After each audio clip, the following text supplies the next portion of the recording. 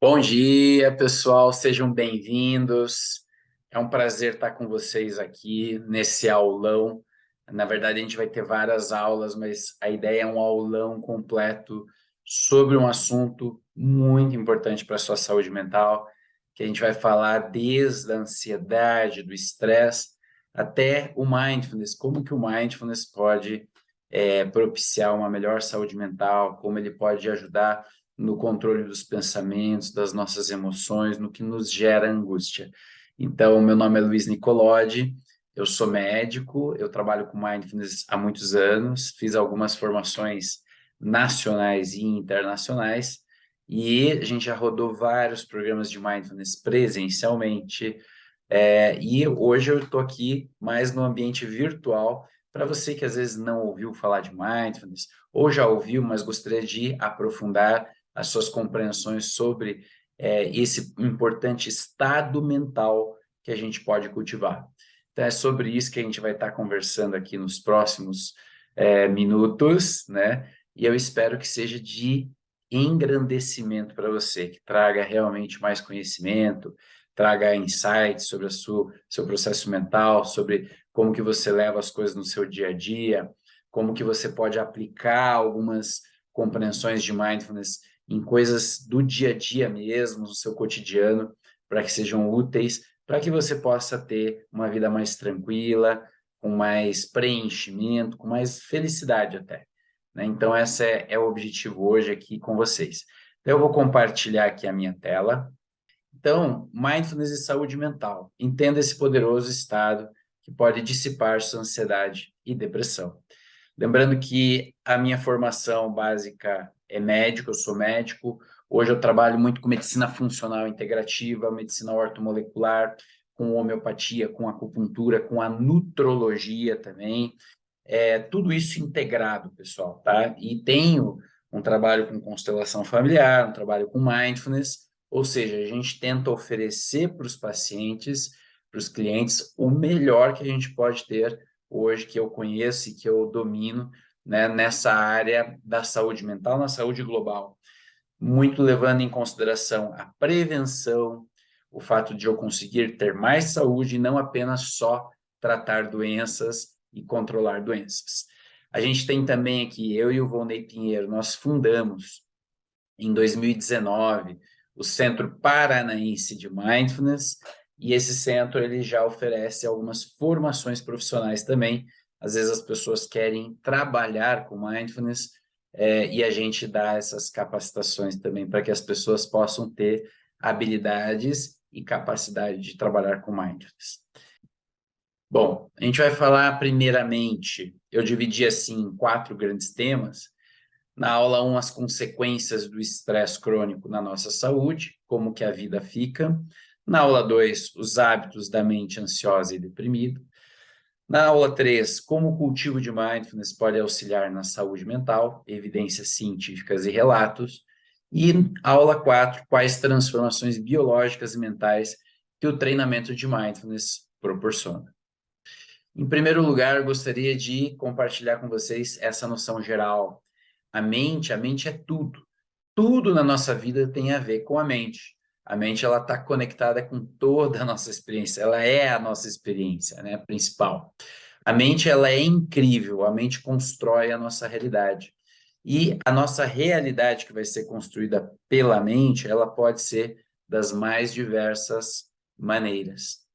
Então, quando a gente olha essas pessoas, todo mundo conhece essas pessoas, né? Tem várias pessoas famosas aqui nesse quadro, todos pessoas assim jovens que alcançaram muita fama, tiveram muito renome, né? Tiveram muito poder através das suas qualidades, através dos seus talentos.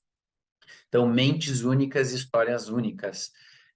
Mas o que também elas têm em comum? Apesar de elas terem tido toda essa fama, renome, valorização, dinheiro, né, em virtude de todo o seu trabalho, também tivemos muitos sofrimentos nessas mentes, né? E alguns deles aqui até, infelizmente, se suicidaram, né? Então, a gente começa a contemplar um pouco isso. Como que a nossa mente funciona? Como que o ser humano trabalha essa mente? que às vezes a felicidade está muito além de só ter fama, de ter dinheiro, de ter poder.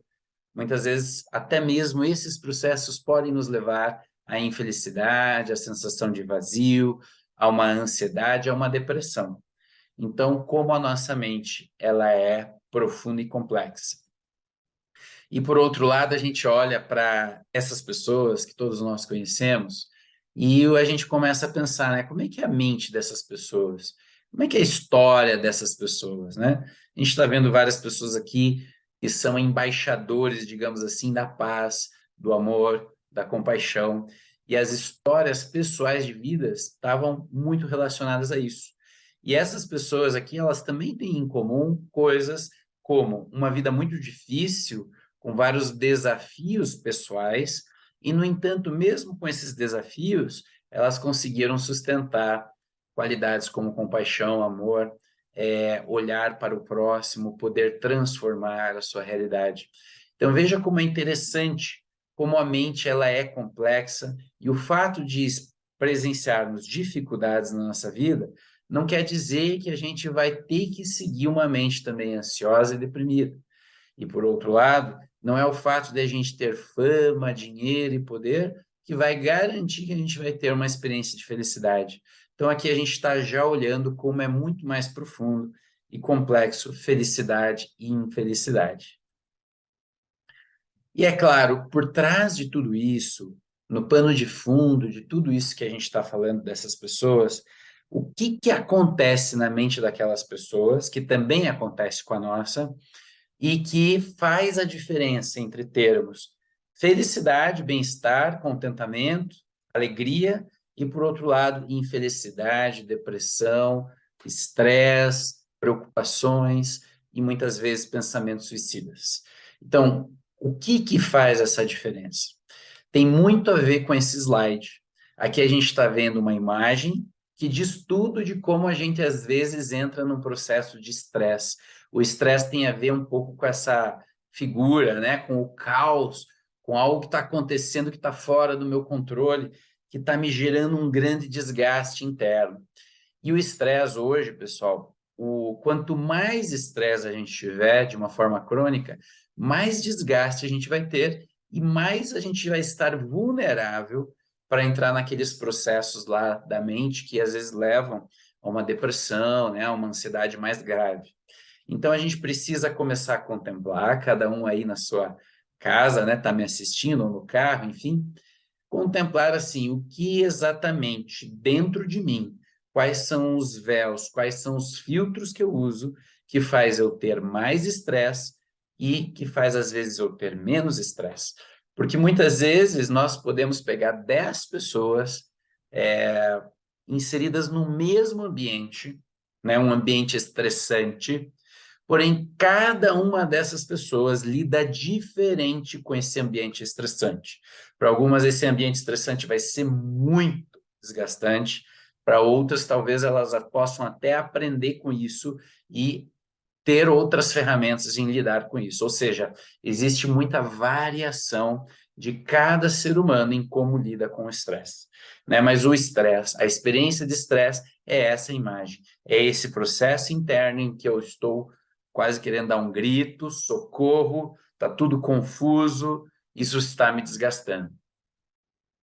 E aí, claro, tem outros correlatos, outras manifestações desse estresse, e hoje nós estamos numa sociedade ansiosa, uma sociedade que tem pressa para tudo, uma sociedade que não consegue esperar, que tudo tem que sair para ontem, né? E aí é claro que vários papeizinhos vão surgindo, várias tarefas, e chega uma hora que a pessoa quer arrancar os cabelos mesmo, porque a gente fica muito agitado, né? E a gente sempre fala, né? Brinca, você já deve ter ouvido falar sobre isso, de que a ansiedade tem muito de você ser permeado, contaminado com o futuro, ou seja, muita preocupação, muita coisa relacionada a coisas que ainda não aconteceram, muita insegurança frente ao que vai se mostrar ali na frente.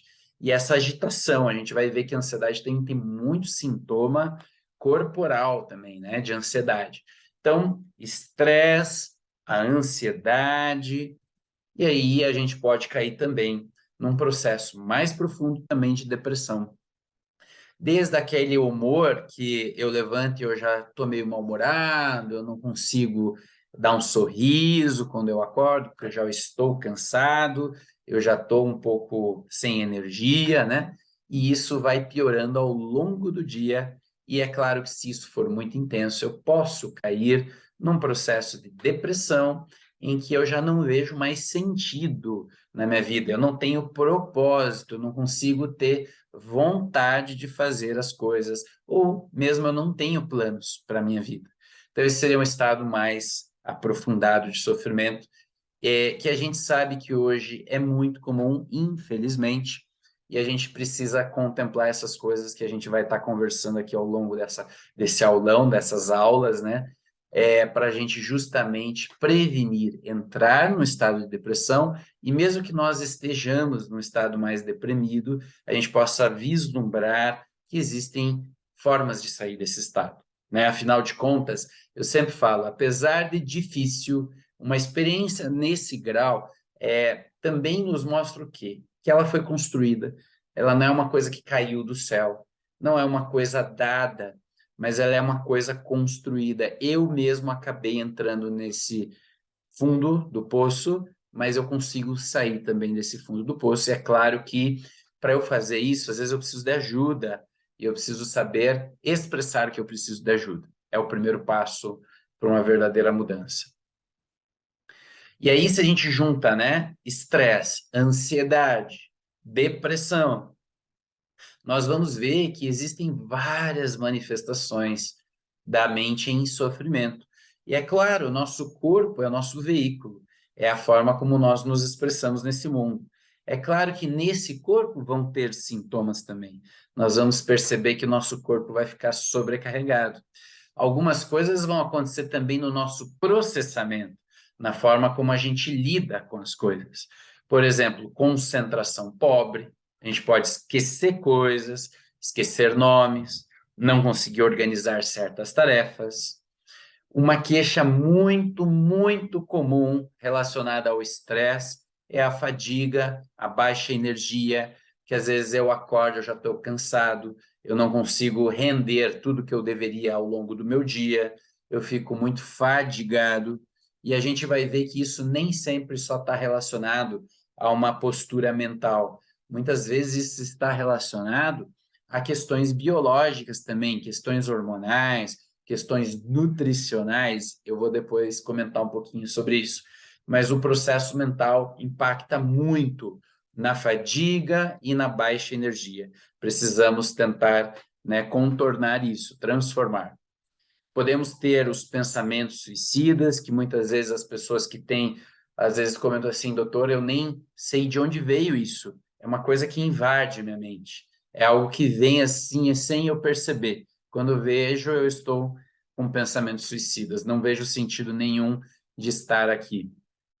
A tristeza e o humor rebaixado, ou seja, eu estou muito taciturno, eu fico muito mal-humorado, eu sou até meio ranzinza, eu não gosto muito de conversar com as pessoas, eu fico meio na minha demais, né? Meio melancólico.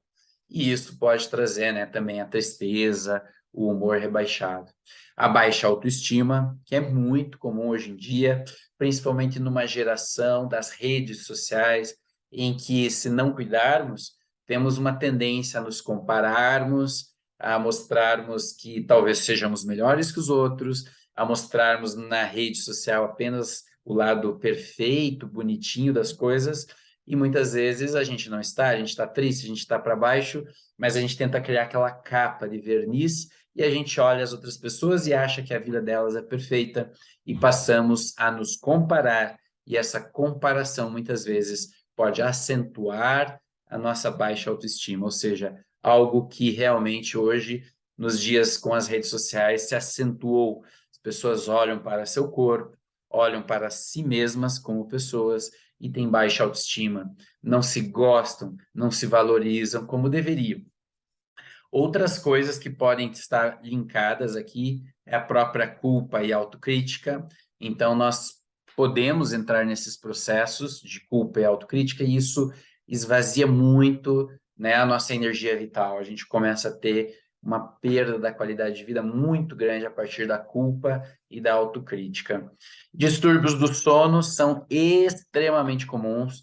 Então, quando a pessoa está num processo de insônia, né, em que ela não consegue dormir, descansar à noite, muitas vezes isso tem relação com a ansiedade, com o estresse, com a depressão. A gente precisa olhar. E também o fato da pessoa ficar sem dormir vai acentuar e aprofundar a sua experiência de estresse. Então, uma coisa leva a outra. Então, sono é muito importante. Alterações do apetite, às vezes para mais, às vezes para menos, isso também está relacionado a estresse, ansiedade e depressão. Hábitos de se alimentar compulsivamente, doutor, eu não aguento, à tarde eu quero lá comer um docinho, eu não me aguento, quando eu vi já fui, ou comer muito rápido, nossa, quando eu vi já passei por cima da comida, né? Ou a pessoa não quer mais comer, ela para de se alimentar porque não tem apetite algum. Todas essas são manifestações possíveis dessa ansiedade, dessa depressão, desse estresse. A agitação, muitas vezes pacientes ansiosos ficam muito agitados, não param quietos, querem se movimentar o tempo inteiro, não conseguem parar para meditar, tem essa dificuldade, né? Tem uma certa barreira aí. Então, tem uma inquietude. Isso está no nível do corpo, também está no nível da mente. Então, isso também pode estar acontecendo. E também a perda do interesse, né? Então, às vezes eu não estou interessado mais nas coisas, eu não tenho mais nada que me dá vontade, tesão, né? Que realmente me motiva, e aí isso também tem a ver com manifestações da mente em sofrimento. Tem muitos outros sintomas que a gente poderia colocar aqui físicos: a taquicardia, a palpitação, o suar frio nas mãos, às vezes eu ter uma sensação que a digestão não está funcionando tão bem, eu senti que eu fico muito empachado, com cólica, com dor, né? Eu, às vezes, ter uma TP, uma tensão pré-menstrual mais intensa, eu acabar pegando gripes e resfriados de repetição, isso tudo pode ser manifestação de estresse, né? Então, estresse, ansiedade, depressão. Então, a gente vai aqui só tem alguns desses sintomas, a gente poderia enumerar uma quantidade enorme deles. Entendendo um pouco fisiologicamente como que esse sofrimento mental ele é corporificado, como que acontece essa transdução, digamos assim, de informações do nível mental, emocional para o corpo físico. Vou tomar uma aguinha aqui, hein? Então, por exemplo, quando a gente lembra ou vivencia um obstáculo na nossa vida, então, lá no sistema nervoso central, uma região cerebral chamada tálamo vai enviar sinais para o tronco cerebral, que libera norepinefrina em todo o cérebro. O seu sistema nervoso simpático envia sinais para os órgãos e os grupos musculares do corpo, preparando-os para lutar ou fugir. O hipotálamo, uma outra região importantíssima, alerta a pituitária, a hipófise, para estimular as adrenais, que são aquelas glândulas acima dos nossos rins, a fim de liberar hormônios do estresse, como a epinefrina, adrenalina, cortisol, noradrenalina. Ou seja, esse é o processo fisiológico. É assim que o nosso corpo foi feito para responder diante de uma situação de estresse. E está tudo certo. A gente depende disso e foi só através disso que nós estamos aqui agora. A evolução só foi possível porque esse sistema nervoso simpático consegue fazer tudo isso acontecer. Essas áreas cerebrais se conectam hormonalmente com as nossas adrenais, as adrenais produzem esses hormônios fazem também autorregulação, regulação no nível central, né? Ou seja, feedback muitas vezes negativo, ok, já passou esse obstáculo, já passou esse desafio, agora já pode diminuir esse estímulo simpático. Ou seja, tudo certo, tudo bonitinho, e o estresse faz parte, e a gente depende dele, da resposta do nosso corpo, para a gente poder sobreviver. Concordam comigo? Isso faz parte, é fisiologia. Qual é o efeito desses hormônios do estresse que a gente está falando no nosso corpo? Então, por exemplo, a epinefrina e o cortisol aumentam o batimento cardíaco, faz dilatação das nossas pupilas, há um aumento do fluxo sanguíneo para os grupos musculares e a gente passa a respirar mais. Há um processo de broncodilatação, tá? A gente precisa de mais oxigênio quando a gente vê esse leão vindo para o nosso lado, né? Mas pode ser qualquer obstáculo do nosso dia, qualquer situação de estresse.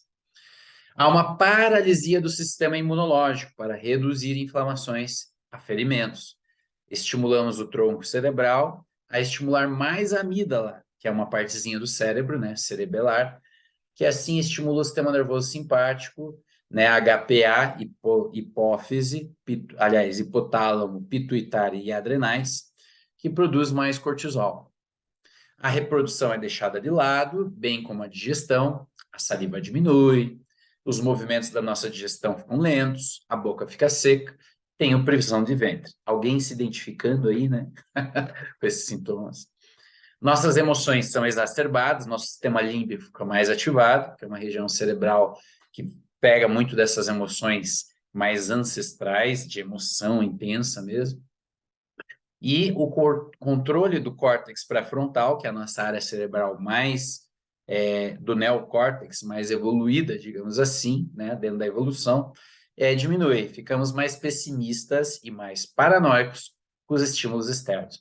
Até aqui, pessoal, tudo é fisiologia, ou seja, não está nada fora do normal. É assim que o nosso corpo funciona. E quando a gente está diante de uma situação muito estressante, a gente precisa disso. Tá tudo bem, tá? A gente precisa sair correndo do leão ou às vezes ir para cima dele e tentar se defender. E a gente usa todo esse sistema. O que que a gente está notando aqui? Que na medida que esse sistema de estresse ele é ativado no nosso corpo, a gente vai ter outros sistemas que são paralisados. O sistema imunológico, a parte reprodutiva, a parte mais de contemplação, relativização, abstração da mente também é paralisada, fica menos funcional, ou seja, a gente fica mais animal mesmo. E a gente precisa disso em alguns momentos, tá? Até aqui tudo fisiologia. Espero que esteja sendo claro aqui com vocês. Agora sim entra a grande questão. Mas, doutor, eu sempre ouvi falar que o estresse faz mal. Sim, o estresse faz mal. A gente pode dizer que o estresse crônico, principalmente, faz mal. Porque ter estresse, situações estressantes, faz parte da nossa vida. Concorda comigo? A gente vai ter um dia que vai perder muito dinheiro, que um filho vai ficar doente, que a gente vai ficar preocupado, um dia que a gente vai perder um emprego, um dia em que a gente vai fazer um passeio e vai aparecer uma cobra no caminho, a gente vai ficar ameaçado. Um dia que a gente vai sentir medo numa embarcação que a gente está, né? Pode ser um avião, pode ser um navio, medo de que aquilo aconteça algo. Ou seja, o medo, o estresse faz parte da nossa vida. E tá aí tudo bem. Na verdade, eles nos ajudam, né, como seres humanos, a poder entender a situação e agir. Mas o grande problema de tudo isso, pessoal, é o estresse cronificado. Essa é a grande questão, né? Então, o estresse crônico que vai trazer todo um impacto na nossa saúde, que vai trazer uma série de doenças. E como é que isso acontece? Em primeiro lugar, o acúmulo do estresse amplia o estresse oxidativo, que é a geração desproporcional de radicais livres com carências de substâncias redutoras. No nosso corpo, o envelhecimento está muito relacionado, e as doenças também, ao acúmulo de estresse oxidativo, ou seja, eu tenho muito mais oxidação no meu corpo do que redução, ou seja, eu não consigo antioxidar na medida em que eu gero radicais livres no meu corpo, e isso faz meu envelhecimento celular aumentar. E o estresse, a experiência crônica do estresse, daquele processo que a gente falou anteriormente, quando ele não é desligado, ele fica meio em modo constante, isso vai gerando um estresse oxidativo muito grande, muitos radicais livres, e a capacidade do nosso corpo bloquear esses processos diminui, e nós passamos a ter mais riscos de doenças crônicas, né, e ao mesmo tempo de envelhecer muito mais rápido, tá? Então, esse é o conceito. Além disso, estímulos simpáticos exagerados, dominantes, ampliam a disbiose intestinal e o leaky gut fazendo uma desregulação no nervo vago. O que é isso? Vamos explicar, Luiz. Bom, se nós temos o sistema nervoso simpático que faz toda aquela cascata do estresse, o contraponto que equilibra tudo isso é o sistema nervoso parasimpático. E o grande nervo do corpo, né, o maior nervo do corpo, podemos dizer assim, ele é o nervo vago que coordena esse sistema nervoso parasimpático. É o maior nervo central do corpo, né, do organismo. E aí o que acontece? Esse nervo vago dispara vários sinais, né, para várias partes do corpo. Esse sistema nervoso parasimpático descarrega no corpo, né, essas mensagens, né? Na verdade, quando nós temos o simpático predominante, o nervo vago não consegue fazer esse disparo, e a gente começa a ter já alguns problemas claros. Um deles é disbiose intestinal e leaky gut, em virtude desse nervo vago não estar conseguindo fazer essa regulação. É também esse nervo vago, pessoal, que faz o gerenciamento de grande parte do nosso estresse. Quando a gente está muito ansioso e a gente respira profundo, a gente faz aquela respiração abdominal, diafragmática, né, que é muito utilizada para gerenciamento de estresse, a gente ativa o nosso nervo vago. Então, ele é muito importante para fazer esse gerenciamento, é ele que vai baixar a pressão arterial, é ele que vai fazer o coração ficar mais tranquilo, é ele que vai fazer você entrar numa organização novamente. Esse nervo vago hoje nas pessoas está muito fraquinho, né? As pessoas não conseguem ativar muito esse processo do nervo vago. Além disso, o que vai acontecer? Lesões celulares, apoptose, que é morte de células, mitocondriopatias, ou seja, usinas de energia começam a não funcionar bem no corpo, e perda da funcionalidade celular de maneira geral. Além disso, lesões endoteliais, ou seja, daquela camadinha de células que reveste os vasos sanguíneos. A gente vai começar a ter lesões ali na parede dessas células e isso vai aumentar o risco das doenças cardiovasculares, que são as doenças que mais matam hoje em dia, né, que tem a maior mortalidade, o infarto, o AVC e a aterosclerose. E, além disso, vamos ter mais risco de doenças autoimunes por essa desregulação intestinal, tempestades de citocinas inflamatórias, tá? E vão acelerar a instalação de uma miríade, ou seja, múltiplas doenças crônicas, tá? Então, esse é o processo como que o estresse influencia na geração das doenças em geral, tá? É esse o processo aqui, tá? Impacto nas produções hormonais, e os hormônios são muito importantes, porque é eles que carregam informação no nosso corpo, é eles que integram órgãos diferentes, partes diferentes do corpo, e se eu não tenho essa produção hormonal otimizada devido à inflamação e a essas citocinas inflamatórias, ou existe uma desregulação, alguns hormônios em exagero e outros muito em descenso, eu não tenho homeostase, eu não tenho equilíbrio, e eu começo a ter falta de informação, falta de regulação nesse corpo, né? E aí também existe o risco, através dessas citocinas inflamatórias, de ter depressão de micronutrientes essenciais para a homeostase. Eu passo a não absorver muito bem os micronutrientes, o magnésio, o cálcio, a vitamina D, né? O iodo e assim por vários micronutrientes, selênio, zinco, vários micronutrientes essenciais para várias funções do nosso organismo. Então, basicamente, é o estresse crônico o grande problema, né, que vai gerar quase todas as doenças crônicas, tá? E vai nos deixar vulneráveis para uma série de situações de saúde.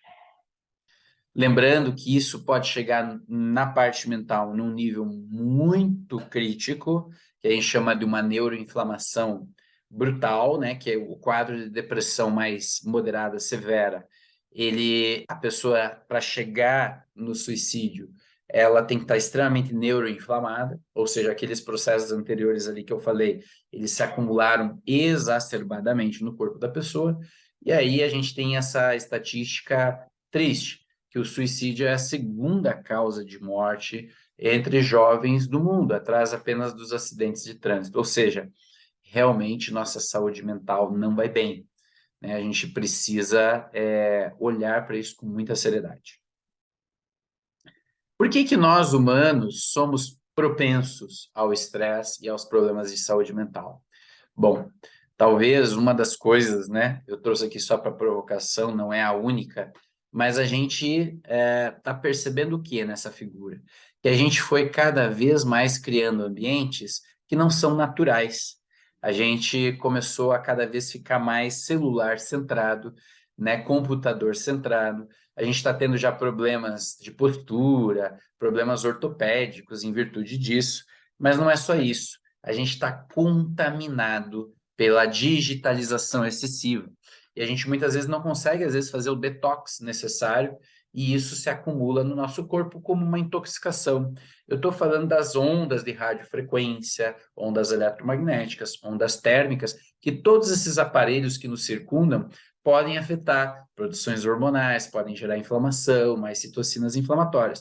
Tudo isso já está, né, estudado e cada vez mais o corpo de evidências fica volumoso, mostrando que essas coisas têm impacto, sim, na nossa célula, na nossa saúde, e que o modo de vida que nós estamos levando ao longo do tempo parece ser um modo de vida adoecedor, um modo de vida que não ajuda a gente a sair disso. Então, a gente tem que olhar com muito carinho para essa cena, esse cenário aqui, né, que realmente a gente está ficando cada vez mais escravo das tecnologias e a gente não consegue estar aqui agora com outras pessoas, a gente cada vez está mais só no online, né? E tudo bem, essas coisas vieram para facilitar nossa vida, mas tem essas consequências, esses efeitos colaterais, tá? Mas isso não é só isso, eu só trouxe isso aqui para a gente contemplar juntos. Outras coisas estão relacionadas ao processo de termos tanto estresse crônico.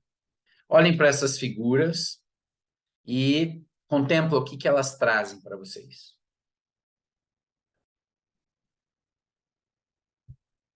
Aqui são duas coisas que, didaticamente, eu tentei colocar como opostas, tá? Em geral, pessoas que, aqui eu pus no slide, né? Negativismo, crítica elevada, julgamentos generalizados, generalizações. O que é isso, Luiz? Negativismo é assim, né? Tá tudo ruim. O pessoal não consegue sair desse mecanismo de que tá tudo ruim, tudo vai dar errado, sempre tentando ver o meio copo vazio ao invés do meio copo cheio, né? Esse negativismo muito forte. Então, o negativismo é uma percepção distorcida da realidade. É uma lente que a pessoa foi se acostumando a utilizar, mas que é uma lente distorcida, não é a realidade em si. O fato desse sujeito estar muito permeado por essa tendência negativa faz ele não perceber com exatidão o que está acontecendo fora dele. Ele joga, ele imprime nas coisas esse negativismo e ele passa a ficar escravo desse negativismo. E a crítica elevada está muito ligada a esse processo.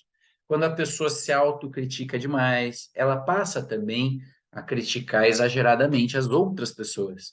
E isso faz as relações ficarem muito mais difíceis e ela reforça de que está tudo ruim mesmo, que as pessoas não querem ser amigas, que as pessoas são muito afastadas. Mas, na realidade, ela, muitas vezes, é que está gerando esse processo nas relações dela. Os julgamentos, quando a gente tem esse hábito muito grande de julgar, essa pessoa é feia, essa pessoa é gorda, essa pessoa, eu não gosto do jeito que ela se veste, eu não gosto do jeito que ela fala, olha que horrível essa pessoa, tal. Esses julgamentos muito críticos e quase que automáticos, isso não nos faz bem para a nossa saúde mental. E quando a gente também entra em processos de generalização, todo bolsonarista é assim, todo petista é daquele jeito. A gente passa a generalizar certos julgamentos, certas percepções da realidade, a gente fica extremamente vulnerável do ponto de vista da saúde mental, né? O que a generalização gera? Eu crio o universo preto ou branco, ou é cor-de-rosa ou é azul, mas na realidade tem muitos tons no meio e eu não consigo mais perceber porque eu estou generalizando, eu estou enquadrando as coisas de uma forma muito tosca, sem todas as variações e a complexidade que ela merece. Isso vale para situações, pessoal, vale para pessoas, familiares e a relação que se estabelece com você mesmo, tá? Então, todas essas coisas que estão aqui escritas, nós deveríamos estar extremamente atentos, porque elas são verdadeiros inimigos da saúde mental. Elas geram processos de muito desgaste emocional, de muito estresse, de muita ansiedade, de muita depressão. E eu coloquei a imagem do velcro porque o velcro simboliza esse apego, esse grude a essas ideias. Eu não consegui me desvencilhar delas e quando sem eu menos perceber, eu já estou lá fazendo da mesma forma como eu sempre fiz. Negativismo, crítica, julgamentos, generalizações. Ou seja, eu preciso sair desse processo de velcro e ir para um processo mais antiaderente. Ou seja, um processo aqui que eu coloquei a frigideira e o ovo, né? Porque o ovo gruda muito em geral, se você não colocar algum óleo, alguma gordura para fritá-lo. E a gente deveria tentar mentalmente, emocionalmente, ter essa capacidade, essa habilidade antiaderente das coisas, ou seja, não se apegar tanto às coisas como o velcro ali, né? É mais saudável a gente ter uma qualidade antiaderente no sentido do que, ok, aconteceu isso, mas talvez o próximo ovo é diferente. E o terceiro ovo também é diferente. Não é sempre da mesma forma. Olhar as pessoas também sem generalizar, sem criticá-las, sem julgá-las, e também entendendo que a pessoa é uma coisa e as ações que ela fez são outra, né? Não misturar tudo, não generalizar tudo. Então, isso tudo são habilidades internas que têm a ver com essa antiaderência, eu não me apegar excessivamente às coisas, tá? Isso vale para tudo, pessoal. As pessoas que têm mais habilidade antiaderente, de não se apegar tanto aos conceitos, aos julgamentos, ao negativismo, elas tendem a ter experiências de felicidade e satisfação muito mais estáveis, ou seja, elas têm muito mais saúde mental. E uma coisa que eu quero deixar bem claro, que isso está muito mais ligado a uma decisão interna e a um cultivo de um estado mental do que necessariamente ao ambiente externo em que vivemos.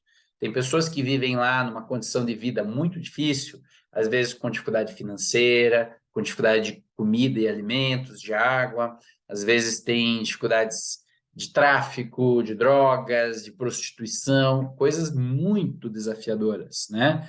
Que, em geral, podem fazer a mente ficar numa confusão mesmo, num sofrimento. Mas não necessariamente. Tem pessoas que estão nessas situações e elas conseguem lidar muito bem. Elas têm habilidades internas muito boas. Por outro lado, a mesma coisa, né? Tem pessoas que têm condições muito confortáveis de vida, com bastante dinheiro, com bastante conforto, com bens, com posse, com alimentos, com uma casa bacana, com uma casa de praia, um monte de coisa bacana, um carro do ano, etc. E às vezes elas estão no negativismo, na crítica elevada, nos julgamentos, etc.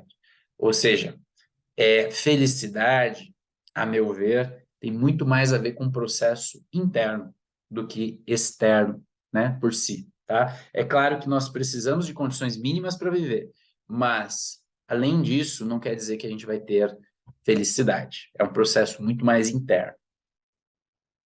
Então, as nossas reações de sobrevivência é esse fight or flight, que tem a ver com eu luto ou eu vou, né? Eu saio fora. Então, em geral, isso aqui pode ser fisiológico, ou seja, é natural a gente agir assim. O problema é quando a gente fica muito nesse estado, fight or flight, fight or flight. A gente está o tempo inteiro nesse estresse e aí a gente vai ter problemas, né?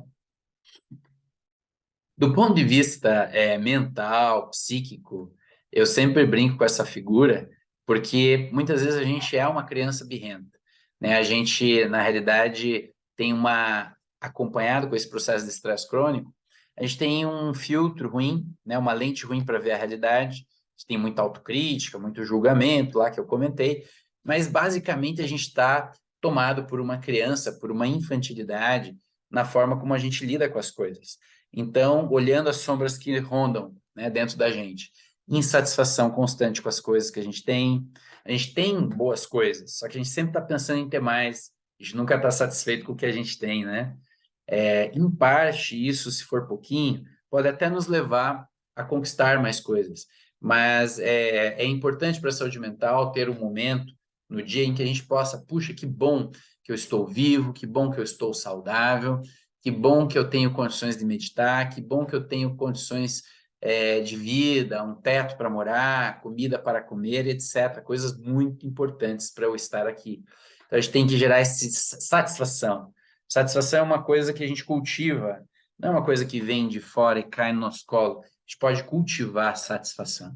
E a satisfação tem a ver com a palavra que me vem, né? A generosidade também, e essa questão de a gente ser grato, a gratidão. A gratidão tem muito a ver com o cultivo da satisfação. Uma coisa leva a outra. E aí, quando a gente está muito criança, muito infantilizado, com esse bico assim, né?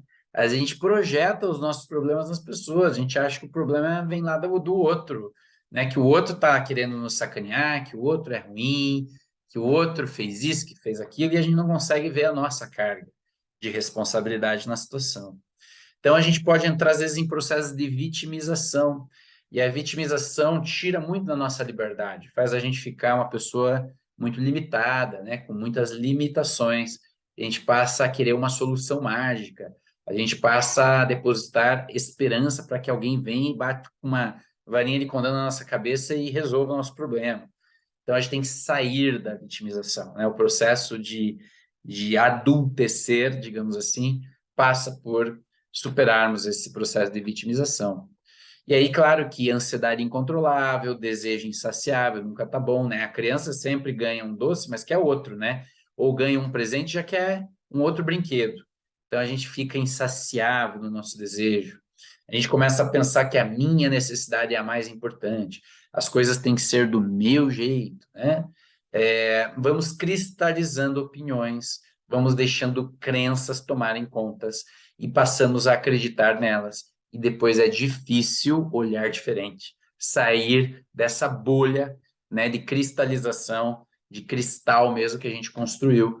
Por isso que umas verdadeiras transformações são desafiadoras, vão exigir de nós um engajamento profundo, porque a gente cristalizou, né? E cristalizar é algo que está ali há muito tempo, está se repetindo, e não é muito fácil sair desse modo automático de fazer as coisas. Mas, entrando um pouquinho aqui em como o mindfulness vem estudando a nossa mente, a gente tem vários neurocientistas que já estudaram como que esses processos de vitimização e tudo, eles funcionam no nosso corpo e de estresse. Então, aqui eu trouxe um neurocientista bastante importante, que é o Paul Gilbert, tem muitos estudos, publicações, e ele passou décadas estudando esse comportamento emocional, a forma como nós regulamos nossas emoções e pensamentos. E ele, didaticamente, ele dividiu isso em 3 grandes sistemas mentais. Existe o Drive System, que é o sistema de fazer, de pragmático, azul, ali a cor azul, né? Que eu vou motivar a pesquisa, fazer realizar, está muito envolvido com a dopamina, realização das coisas, núcleo accumbens, e é esse sentimento de fazer, de ir, de foco, de concentração. Sistema azul, Drive System. Mas também existe um outro system, né, um outro sistema, que é o Threat System, que é o vermelho, que o propósito é se proteger, é ver ameaças e me proteger, né? Então, eu preciso estar seguro. Isso tem a ver com a amígdala cerebral, tem a ver com a adrenalina e cortisol, que a gente já citou nos slides anteriores. E ansiedade, raiva, desgosto são algumas das emoções e sentimentos aqui presentes. Então, Threat System, que é esse sistema vermelho. E existe o sistema verde, que é o Soothing, né? System, que é esse sistema para manejar o estresse, promover relaxamento, tem a ver com a interferência do córtex pré-frontal, tem a ver com os opiáceos, a ocitocina, são outros hormônios que regem esse sistema. Acetilcolina, aqui no caso, também. Relaxamento. E aí, os sentimentos são de contentamento, segurança, proteção, autocuidado, confiança. Tudo isso está nesse livro aqui, que é o The Compassionate Mind, porque o Paul Gilbert estudou muito a compaixão, como que acontece a geração da compaixão internamente. Então, ele fala muito desses 3 sistemas, de como nós lidamos com as coisas na nossa vida.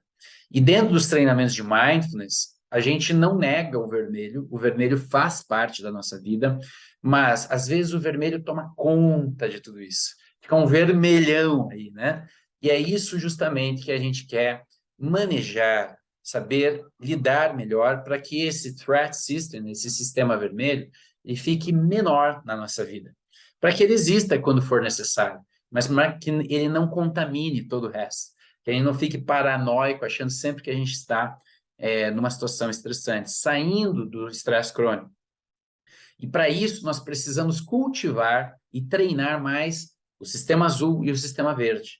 O sistema azul é de foco, é de concentração, é de trazer a mente para um propósito, né? E o sistema verde é autocompaixão, é a gente poder ter paciência nos processos, é a gente ter uma certa resiliência, é a gente olhar as coisas de uma forma construtiva.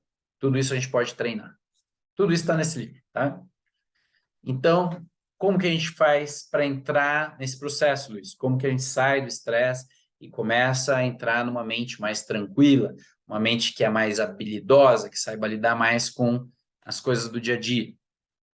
Bom, e se desacelerarmos para percebermos? Então, o primeiro convite nos treinamentos de mindfulness é desacelerarmos.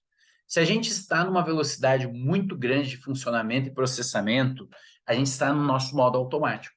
A gente está no modo compulsivo, a gente está no modo pressa, a gente está no modo estresse.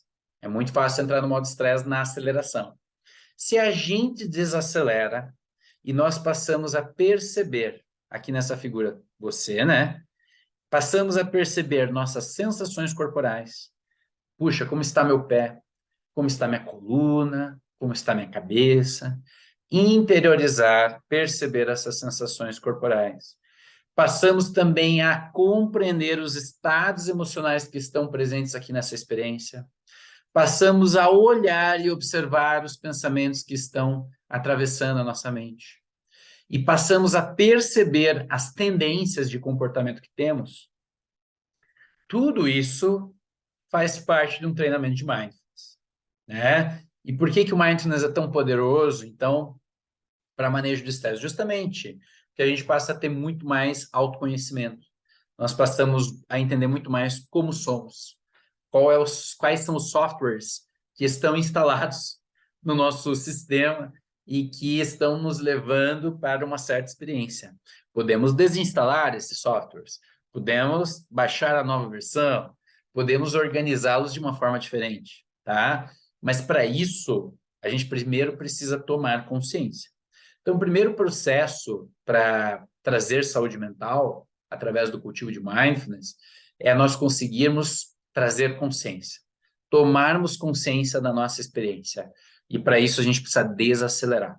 Esse é o convite que nós fazemos quando nós entramos num treinamento de mindfulness. Desacelerar para perceber mais. Na medida em que eu desacelero a minha percepção das coisas, né? Não, desacelerar a percepção, não, que eu desacelero as minhas atividades e passo a perceber muito mais, a percepção aumenta. Eu passo a perceber coisas que antes eu não percebia. Então, o exemplo que às vezes a gente muitas vezes provoca e utiliza é na comida. A gente passa a olhar a cor da comida, o aroma, aquela fumacinha que sai, né, dela, e a gente passa a perceber como nós estamos com a fome. Ao fazermos isso, percebemos muito mais daquela experiência. E a gente passa a fazer isso com tudo, com os nossos processos internos, com os padrões mentais, com a forma como a gente percebe as pessoas, e aí a gente vai entrando num universo mais profundo de mindfulness. Então, a teoria do cérebro trino, de MacLean, de 1970, já é uma teoria já bastante antiga, né? Ele fala basicamente que nosso sistema foi evoluindo, isso já está provado, né? Então, o sistema reptiliano está na base do cérebro, reações e ações instintivas. Aqui que é o comando, né, da amígdala, aqui está a amígdala, que desencadeia a reação lá de cortisol, de adrenalina, de estresse, né? Depois tem um sistema mais mamífero, na camada intermediária, ligado à parte emocional, esse aqui que está mais laranja, E a evolução mais recente do cérebro é o neocórtex, toda essa parte azul, clarinha, em que eu consigo mediar, contemplar o que está aparecendo aqui emocionalmente. É isso que nos distingue de um outro animal, né? Então, basicamente, o que é um cérebro resiliente? Essa palavra, resiliência, vem da física. Uma substância ou um metal pode ser resiliente, ele pode ser entortado sem quebrar. Uma substância pode ser entortada sem quebrar. Ela é muito resiliente e ela volta para a composição original, né? Ela entorta, mas ela volta. Isso é resiliência. Para o ser humano, quando a gente usa essa palavra, é o mesmo processo. A gente passa por estresse, não está nada de errado. Porém, passamos por estresse e voltamos rapidamente para a nossa linha de base. Isso seria o ideal e isso tem relação com resiliência, tá? Então, uma maior ativação do lado esquerdo do córtex pré-frontal, pessoas resilientes têm maior ativação desse córtex pré-frontal. O córtex pré-frontal está ligado ao discernimento, ao planejamento, à cognição, né? Menor resiliência, quanto menor a resiliência, é maior a ativação do córtex pré-frontal direito, que é o outro, que é o mais impulsivo, tá? Quanto mais resiliência, mais córtex pré-frontal esquerdo, tá? O nível de ativação na região pré-frontal esquerda de uma pessoa resiliente pode ser 30 vezes maior do que numa não resiliente, ou seja, tem muito lastro. O cérebro é um potencial e nós, às vezes, não utilizamos todo esse potencial. Mas, basicamente, os estudos estão mostrando que a densidade de fibras nervosas e de células relacionadas a esses processos, nessas regiões, pode aumentar até 30 vezes. Então, imagina, por isso que as pessoas respondem diferente ao estresse. Cerebralmente também, elas são muito diferentes. A quantidade de fibras no córtex pré-frontal esquerdo, na amígdala, são diferentes, tá? Dessas pessoas, dependendo do que elas cultivaram ao longo da vida delas. A região pré-frontal esquerda envia sinais inibitórios para a amígdala, emoções negativas e no sofrimento, instruindo a ficar quieta. Ou seja, pessoas que meditam muito passam a ter a atividade da amígdala diminuída. Ou seja, ela usa menos essa amígdala, ela está sob menos estresse crônico. A amígdala ela gera potenciais aqui de ação nos neurônios na medida em que tem o estresse. Terremoto, ameaça de vida, pum, vai desencadear. Porém, ela tem o estresse e já volta para a linha de base. Uma pessoa treinada em meditação, em mindfulness. Por quê? Porque ela tem esse córtex pré-frontal muito trabalhado. E ela percebe assim, puxa, teve um estresse, mas agora já passou. Respira, conscientiza, e aí a amígdala já começa a ficar quietinha. Então, começando a entender mais como que funciona a neuroplasticidade, como que a gente consegue mudar o nosso cérebro através do treino da nossa mente. Fantástico, né? Então, basicamente, o que é mindfulness? Né? Mindfulness tem a ver com esse relógio, né? O futuro não veio, passado já foi, e o que existe realmente, e mesmo a cada momento está em mudança, é o presente. Então, se a gente opta por estar no presente, nós temos o passado coagulado no presente e nós estamos tecendo o nosso futuro. Ou seja, o que realmente importa é o presente. Né? Tudo bem ter planos futuros, tudo bem olhar o passado, porém, nunca esquecendo que é no presente que as coisas se processam. É no presente que você tem insights. É no presente que você faz os planejamentos. Presente é tudo. É o que temos, tá? Então, o Thich Nhat Hanh, que é esse monge vietnamita, né, ele publicizou muito mindfulness no Ocidente. Ele fala que mindfulness é manter viva a própria consciência focalizada na realidade presente, sem futuro ou passado, sem apego ou aversão. Aqui é que é o buraco da agulha, né? Porque até manter a atividade mental no presente, a gente até consegue fazer por pequenos períodos. Porém, sem futuro ou passado, sem apego ou aversão, ou seja, com aquela soltura, sem o velcro, mais antiaderente, mais sabendo que as coisas estão em constante mudança, conseguindo realizar isso internamente. Olha que profundidade de experiência é essa, né? Então, atenção plena, atenção aberta, estar presente, são algumas traduções da palavra do inglês mindfulness, e são traduções incompletas, porque a gente está vendo que o conceito é muito maior que só atenção plena, né?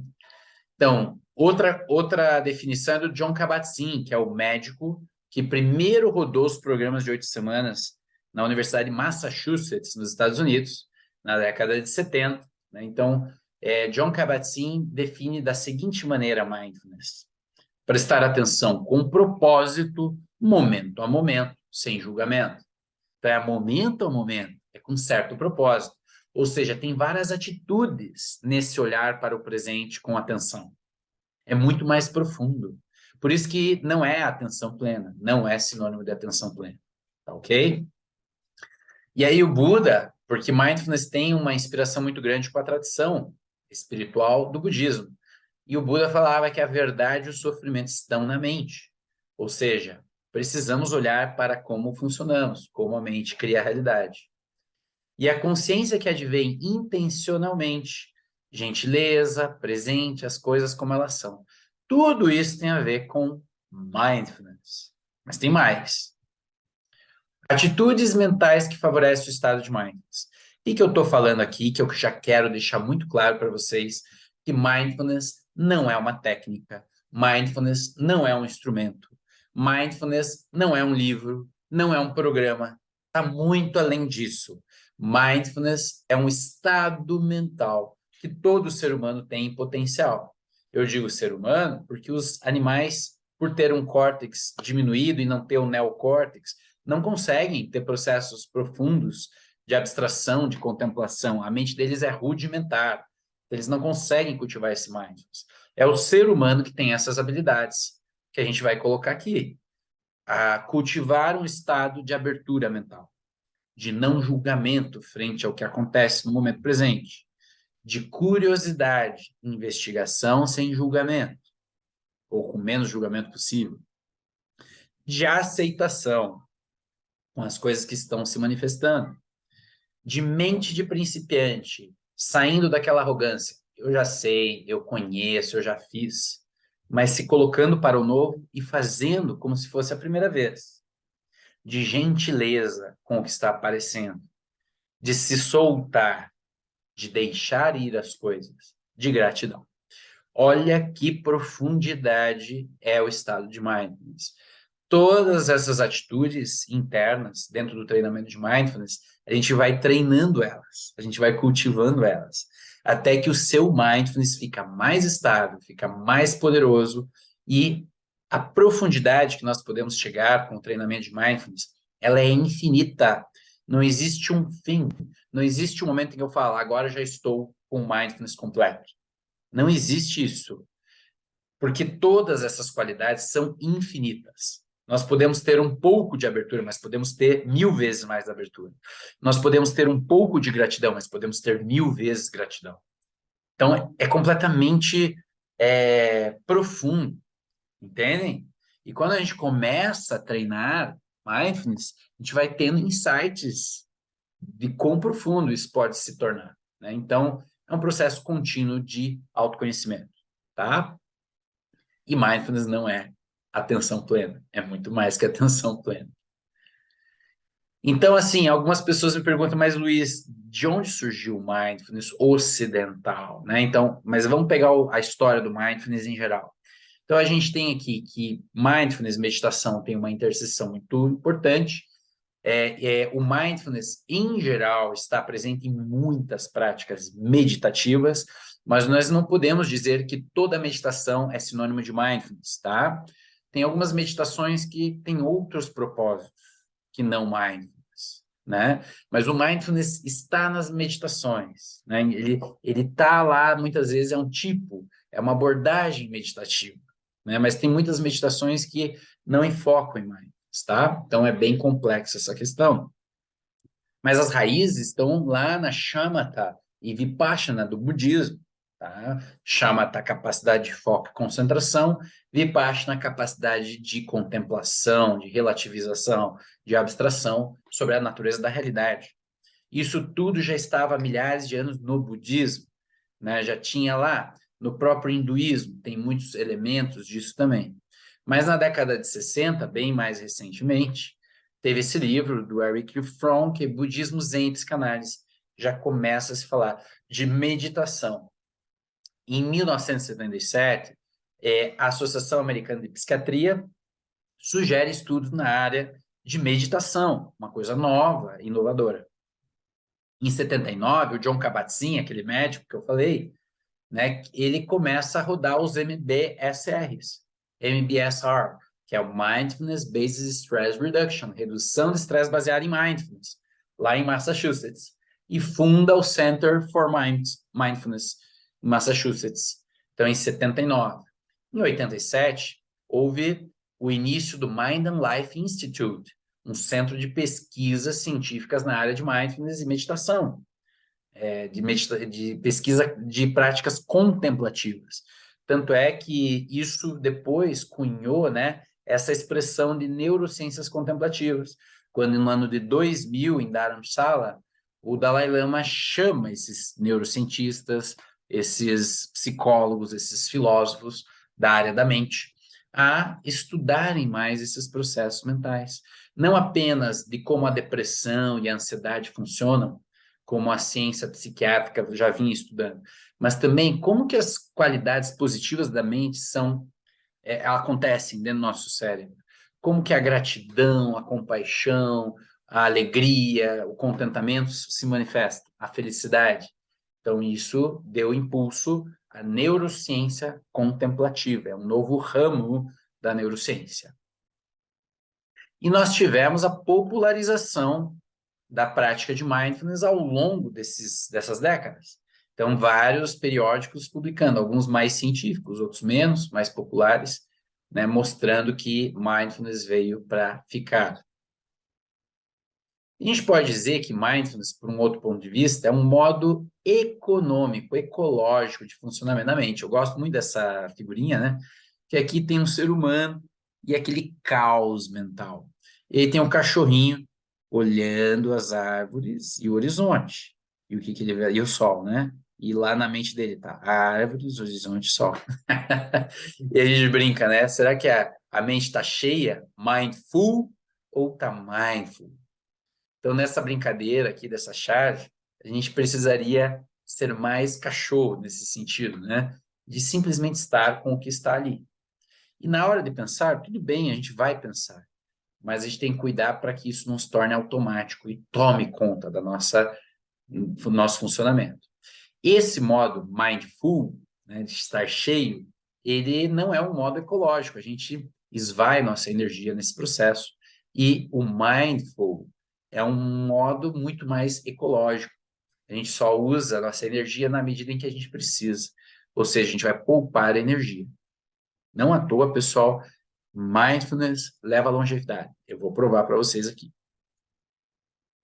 Então, o interesse científico pelo assunto só vem explodindo, né? Aqui, esse gráfico, ele foi tirado, né, desse site americano de estudos de mindfulness, mas na realidade, vem até 2022 aqui, né? E só vem aumentando as publicações em mindfulness. Olha como isso tem trazido interesse científico, que realmente é algo que traz um grande benefício.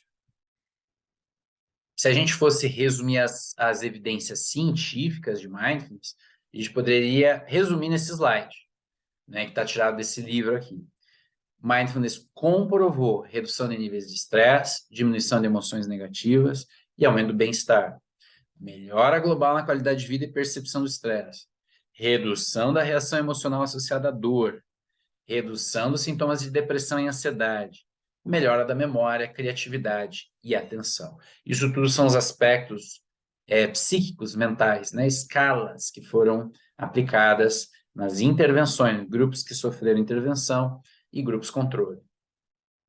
Esse estudo eu trouxe porque ele é muito importante. Foi um artigo publicado em 2016 na Lancet, mostrando que MBCT, Mindfulness Based Cognitive Therapy, terapia cognitiva baseada em mindfulness, que é um programa de treinamento, que inclusive eu fiz a formação internacional desse programa, comprovou que o grupo que teve mindfulness, que sofreu intervenção de mindfulness, teve menos recaída do que o próprio grupo que recebeu antidepressivo. Ou seja, mindfulness se mostrou mais efetivo, né, em evitar recaída de depressão do que o próprio medicamento. Incrível, né? Incrível. Isso foi ao longo de meses, pessoal. Não é um estudo curto, é um estudo de mais aí de 20 meses de acompanhamento. Mostrando que o cultivo de mindfulness, se a pessoa se mantém praticando, ele continua tendo benefícios e se acentua os benefícios. Então, todo esse impulso da neurociência contemplativa se deu através desses dois aparelhos aqui que estão nessas figuras. Um é o eletroencefalograma, né, que aqui o Matt Ricard, né, um grande monge, né, que deixou estudar o cérebro dele nos estados de meditação. Aqui ele está pondo o eletroencefalograma e aqui a ressonância magnética funcional, que mostra certas áreas cerebrais sendo ativadas em processos mentais. O cruzamento dessas informações, desses aparelhos, facilitou muito a publicação de estudos de mindfulness, tá? Então, muito interessante. Mas tem muitos estudos, eu só trouxe alguns, tá? A gente poderia ficar só falando de estudo científico, mas tem um estudo, por exemplo, na Universidade da Carolina do Norte, foi 4 dias de treinamento com 20 minutos diários de mindfulness, expostos à dor. Então, 57% das pessoas que praticaram mindfulness perceberam como menos desagradável, tá? Então, houve um impacto na percepção da dor. E 40% acharam menos intensa do que nos grupos controle. Ou seja, mindfulness mudou a resposta à dor. Eu pus a Vidyamala Burke porque ela tem um livro muito interessante que é Vivendo com a Dor Crônica, né? Porque ela teve um acidente na juventude dela e ela ficou tetraplégica.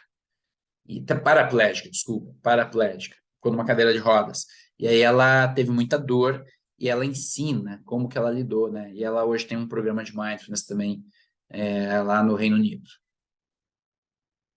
Então, basicamente, meditar altera a matéria, que é o John Kabat-Zinn meditando, né?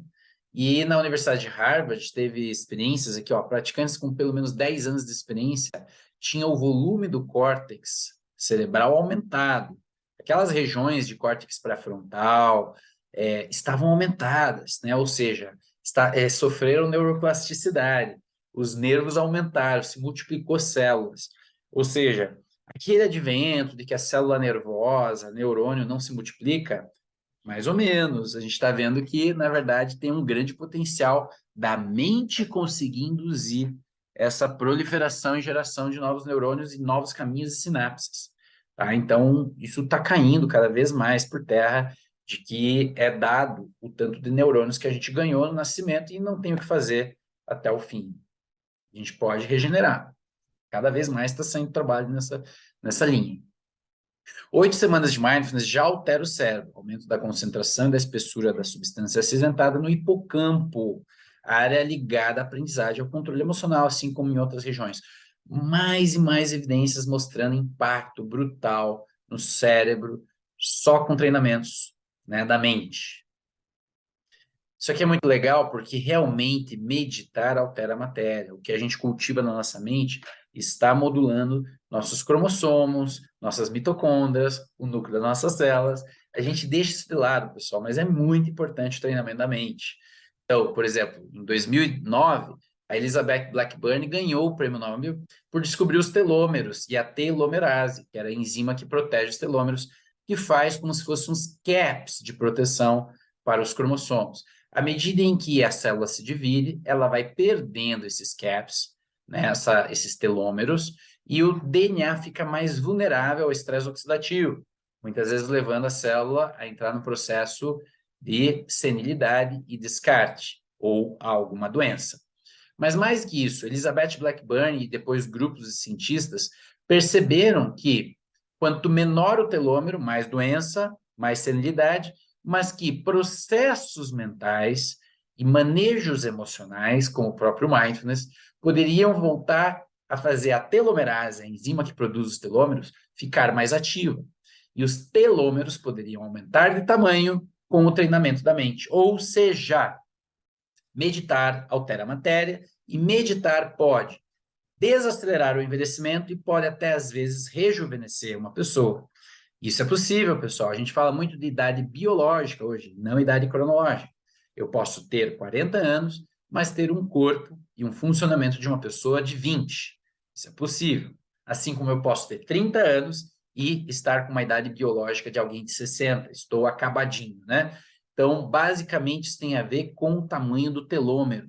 O telômero diz muito a respeito da nossa idade biológica, e isso hoje, por testes, pode ser medido. Tá? Então, se você quer saber a idade biológica, é possível medir. Né? Hoje em dia a gente faz essa medição, eu na minha atividade clínica faço isso com os pacientes, tá? Basicamente, então, o treinamento da mente pode reverter, desacelerar esses processos de envelhecimento. Alguns estudos mostraram que uma pessoa que cultiva mindfulness ao longo da vida pode ganhar, em média, 10 anos a mais, tá? E o estresse reduz 10 anos. Então, uma pessoa que pratica mindfulness está menos estressada, ganha 10 anos. Mas não é só 10 anos a mais, pessoal.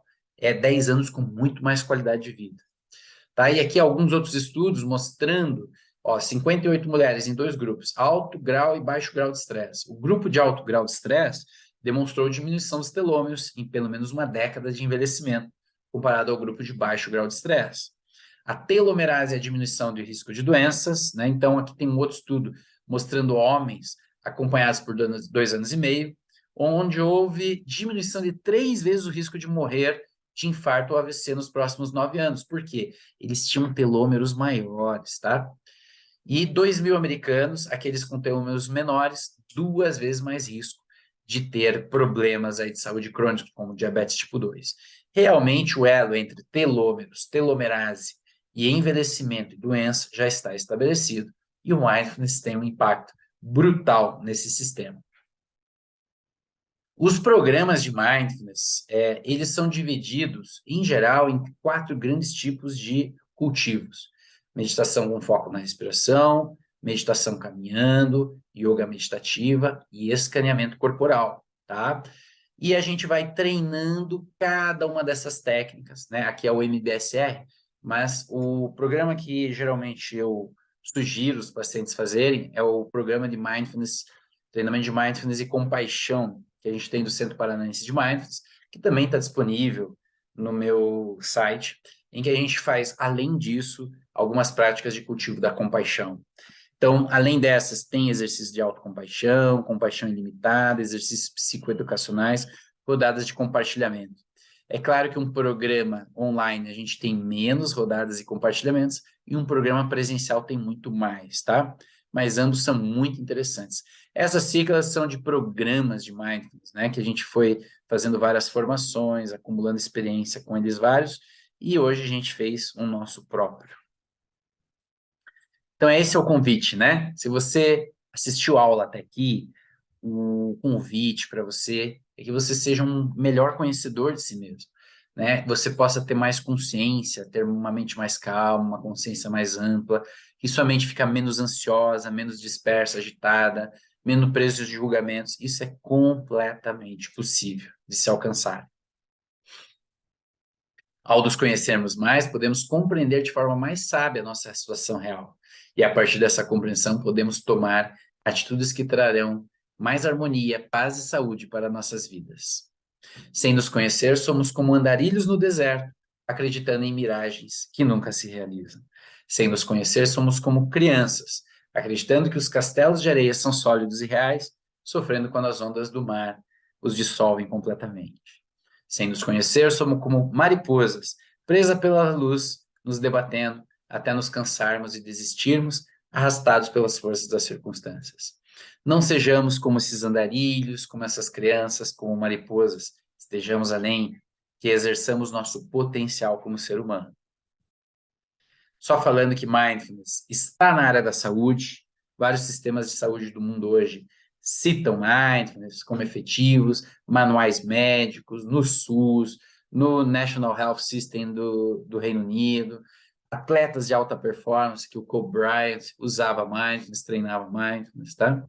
No sistema educacional, nós temos aqui várias iniciativas, Care for Teachers, mas tem muitas outras que ajudam a cultivar um ambiente de mindfulness no aprendizado e também para os pais. Muito interessante.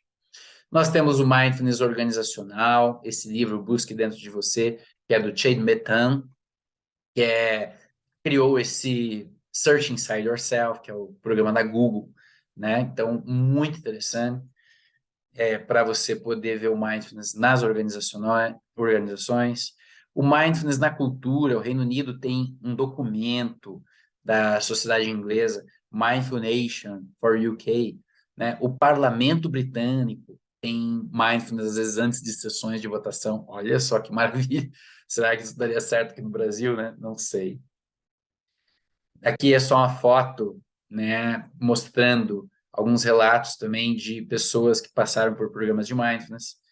Eu vou deixar depois disponível no meu YouTube. E alguns mitos. Que mindfulness é uma técnica de relaxamento, que mindfulness é sobre transcendência, como escapar da vida diária, que mindfulness é difícil, que mindfulness é fácil, que mindfulness é ter mente vazia, que mindfulness é egocentrismo. Não é nada disso, pessoal, tá? Mindfulness é tudo aquilo que eu falei antes, então você sai daqui empoderado, sabendo que mindfulness não é sobre isso, é muito além disso, tá? Para quem é indicado um programa de mindfulness? Todas as pessoas que buscam autoconhecimento, qualidade de vida. Para aqueles que querem aprender a manejar de forma mais sábia os pensamentos e emoções. Quem está passando por um problema pessoal e gostaria de olhar o problema de outras formas. O curso não é aconselhável se não dispuser de tempo e de compromisso. Se estiver demasiado deprimido e ansioso, talvez é melhor começar um tratamento médico e psicoterapêutico e depois fazer mindfulness. Se tiver dependência de álcool e substâncias, não é indicado praticar mindfulness. Se estiver no luto recente ou não poder estar presente nas sessões que são propostas, não ter tempo de praticar em casa. Então, qual que é a proposta? Se você me escutou até aqui e viu o potencial de mindfulness nessas aulas, a ideia, pessoal, o conhecimento não liberta. Conhecimento ajuda, mas não liberta uma pessoa. Principalmente quando a gente fala de mindfulness, nós precisamos vivenciar, nós precisamos realmente mergulhar nessa experiência. E aí eu tenho uma proposta para você, que é esse curso online na Hotmart, em que nós gravamos, eu e Ivonne Pinheiro, meu sócio do Centro Paranaense de Mindfulness, nós gravamos o treinamento de 8 sessões do nosso programa, completinho, em que você vai paulatinamente tendo uma experiência de mindfulness, tem os áudios, tem o material que está escrito na plataforma, e isso vai te guiar na prática da meditação. No horário que for melhor para você, e as inscrições estão pelo no meu site, drluiznicolodi.com.br.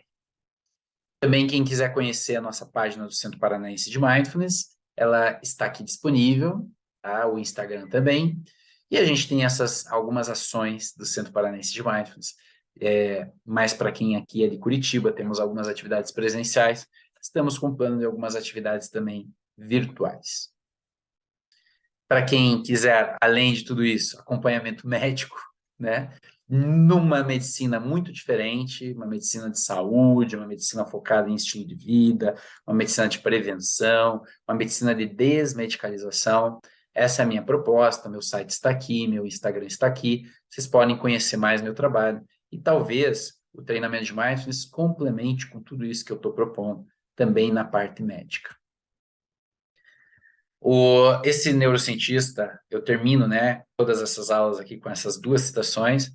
Richard Davidson é muito importante porque ele pesquisou muito sobre mindfulness e ele fala: demonstrar resiliência em questões menores é um bom indicador de uma atitude semelhante nas questões maiores. Embora existam pessoas que ficam obcecadas por pequenos aborrecimentos, mas reagem em situações de verdadeira emergência, a resiliência que apresentamos nas variadas circunstâncias da vida tende a ser constante. Se alguém se recupera rapidamente dos pequenos contratempos, geralmente é resiliente diante de problemas maiores, e se fica paralisada por coisas pequenas, tende a ser afetada por muito tempo pelas questões maiores. Ou seja, é no dia a dia, no cotidiano, que a gente vai aprendendo a ter resiliência, paciência e mindfulness e compaixão. E aqui é uma citação da tradição do budismo que fala: toda alegria que há neste mundo vem do desejo de que os outros sejam felizes. E toda a dor que há neste mundo vem do desejo que eu mesmo seja feliz. Mostrando que é importante a gente sair da nossa casca, olhar para o mundo ao nosso redor e se conectar com esse mundo e ter relações mais saudáveis para todos, em todas as direções. Muito obrigado, você que ficou até aqui. Espero que essas aulas tenham sido de aprofundamento, de maior compreensão sobre essa questão tão importante chamada mindfulness e compaixão, mas principalmente mindfulness, a gente falou aqui. E é isso, pessoal. Obrigado até aqui e a gente vai se vendo, né, nas nossas redes aí. Até mais.